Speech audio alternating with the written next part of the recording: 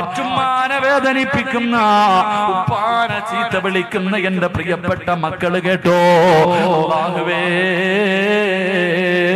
അടുത്ത് ഞാനൊരു രോഗം പിടിച്ച് കിടക്കുന്ന മനുഷ്യനെ കാണാൻ ചെന്നു. ഒരുപാട് കൊല്ലം ഗൾഫിൽ കിടന്ന് ഭാര്യക്കും മക്കൾക്കും വേണ്ടി ജീവിച്ച മനുഷ്യനാ. അവസാനം പടച്ചവനെ ഇന്ന് ക്യാൻസറാ. മൂത്രം ഇങ്ങനെ മുറിവിലൂടെ പൊക്കൊണ്ടിരിക്കുകയാ.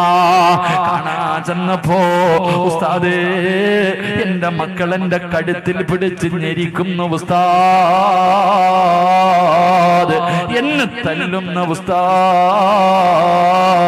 എന്റെ ഭാര്യ എന്റെ മുറിവിന്റെ അകത്തിട്ട് ഇടിക്കുകയാ. എനിക്ക് മരിക്കാൻ വേണ്ടി ഒന്ന് ദുആ ചെയ്യൂ അല്ലാഹുവേ. മാതാപിതാക്കളെ വേദനിപ്പിക്കുന്ന മക്കളുണ്ട് അല്ലാ. ഒരു പണക്കാരന്റെ മകളെ നിനക്ക് ഭാര്യയായിട്ട് കിട്ടിയപ്പോ അല്ലാഹുവേ, പെറ്റതള്ളയെ നിനക്ക് തിരിഞ്ഞു നോക്കാൻ സമയമില്ല.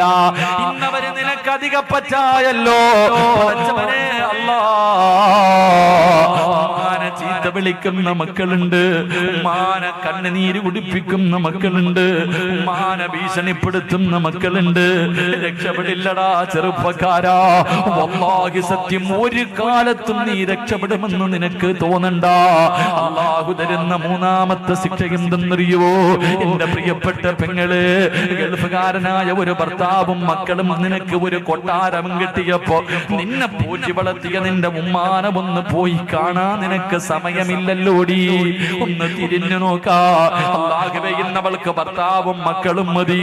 ആ മനുഷ്യൻ കഷ്ടപ്പെട്ട് രക്തം വിയർപ്പാക്കി അധ്വാനിച്ച പണത്തിൽ നിന്ന് സ്വർണ്ണവും തന്ന് നിന്നെ കെട്ടിച്ചു വിട്ടപ്പോ നിന്റെ ഉമ്മാനെ നിനക്ക് നോക്കാൻ സമയമില്ല. വാപ്പാനെ ഒന്ന് ഫോൺ വിളിക്കാൻ സമയമില്ല. എന്റെ പ്രിയമുള്ളവരെ, നീ പണിത കൊട്ടാരത്തിന്റെ അകത്ത് രോഗം പിടിച്ച് അല്ലാ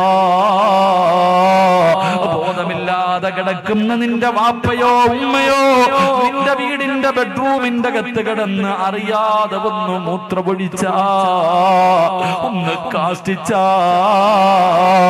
ഈ കിളവനെയും കിളവിയെയും എവിടെയെങ്കിലും കൊണ്ട് കളയാൻ പറയുമ്പോ എനിക്ക് നോക്കാൻ പറ്റില്ലെന്ന് പറയുമ്പോ അല്ലാഹുവേ, ഉമ്മാനെ വഴക്ക് പറയുന്ന മക്കളെ,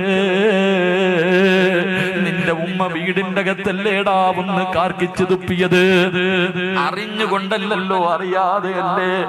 ഓർമ്മയുണ്ടെങ്കിൽ ചെയ്യില്ലല്ലോ.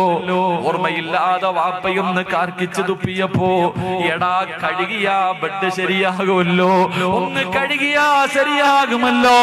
പടച്ചവനെ, ആ സമയത്ത് ഉമ്മാനെ ചീത്ത വിളിക്കുന്ന എന്റെ മക്കളോട് നമ്മൾ എവിടെ കിടന്ന മൂത്രമൊഴിച്ചതും ഓർക്കുന്നത് നല്ലതാ. നമ്മുടെ പെറ്റുമ്മാന്റെ ശരീരത്ത് ഞാനും നിങ്ങളും എത്ര പ്രാവശ്യം മൂത്രമൊഴിച്ചിട്ടുണ്ട്, എത്ര പ്രാവശ്യം കാഷ്ടിച്ചിട്ടുണ്ട്. മോനെ, ഞാനും നിങ്ങൾ ഉമ്മാന്റെ മുഖത്ത് എത്ര പ്രാവശ്യം ഛർദിച്ചിട്ടുണ്ട്. നമ്മുടെ ഉമ്മ നമ്മളെ തല്ലിയോ, നമ്മളെ വേണ്ടാന്ന് പറഞ്ഞു വലിച്ചെറിഞ്ഞില്ലല്ലോ.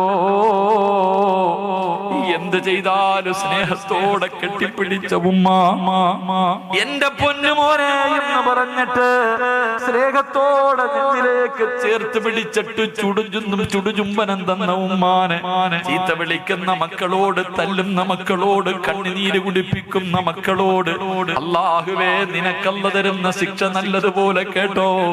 നിനക്കല്ലാഹു തരുന്ന ശിക്ഷ നീ നല്ലതുപോലെ കേട്ടോ. നിന്റെ മക്കളും തിരിച്ച് നിന്നോട് അങ്ങനെ ചെയ്യുമെന്ന് നബി മുഹമ്മദ് മുസ്തഫ.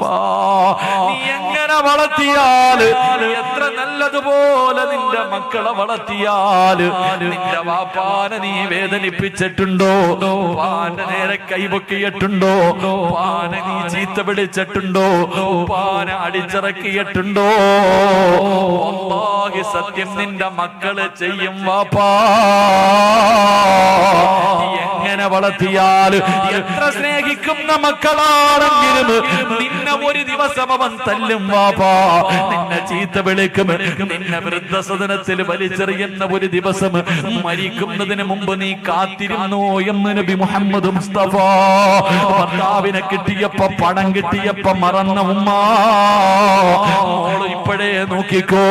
ഈ വളർത്തുന്ന മക്കൾ ഒരു ദിവസം നിന്നോട് ഇതുപോലെ കാണിക്കും മോള്, അപ്പോഴേ നിനക്ക് നിനക്കതിന്റെ വേദന അറിയോ? അപ്പോഴേ ഉമ്മാന്റെ നെഞ്ച് പൊട്ടിയതിന്റെ വേദന നിനക്കറിയോ?